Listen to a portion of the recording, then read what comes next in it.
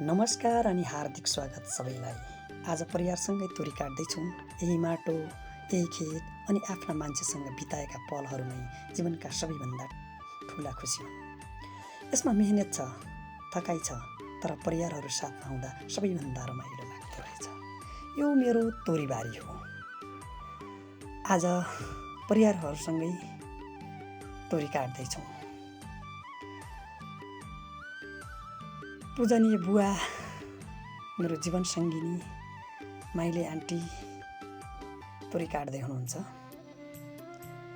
यसपालि मौकाले म पनि घरमा भएको बेला परिवारसँगै तोरी काट्दैछु। यहाँ मेरो परिवारको मेहनत र पसिना बगेको छ।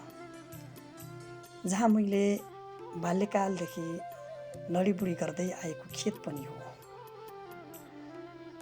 यहाँ एकदमै रमाइलो लाग्दो थियो बाल्यकालमा मलाई, अहिले पनि लाग्छ। सम्झना छ तीन दिनहरू।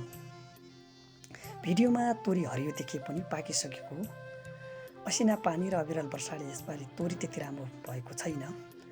भए जतिकोलाई हामी फिर्त्याउने कोसिस गरेका छौँ।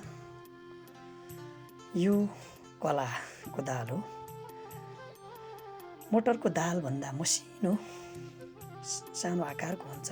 हाम्रो गाउँमा यसलाई कलाको दाल भनिन्छ। यो डोको, यो काटिसकेको तोरी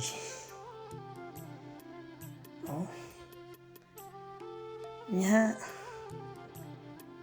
मेरो पूजनीय स्वर्गीय आमा हामी साथ रहन्जेल बसेको घर हो। उहाँ बितिसक्नु भएपछि जीर्ण अवस्थामा रहेको छ यो घर। उहाँ बितिसकेपछि हामी गाउँतिर बस्यौँ।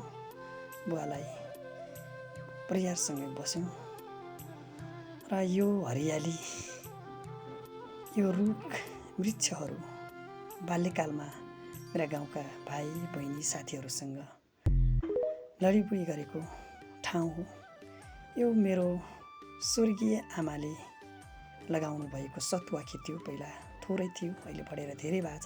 यसलाई संरक्षण गर्न पाएका छैनौँ, परिवार टाढा छौँ। आमाको मेहनत र पसिनालाई आत्मसम्मान, आमालाई श्रद्धासुमन अर्पण गर्दछु। र यो भिडियो हेरिदिनु भएकोमा सबैलाई पनि हार्दिक नमन र धन्यवाद।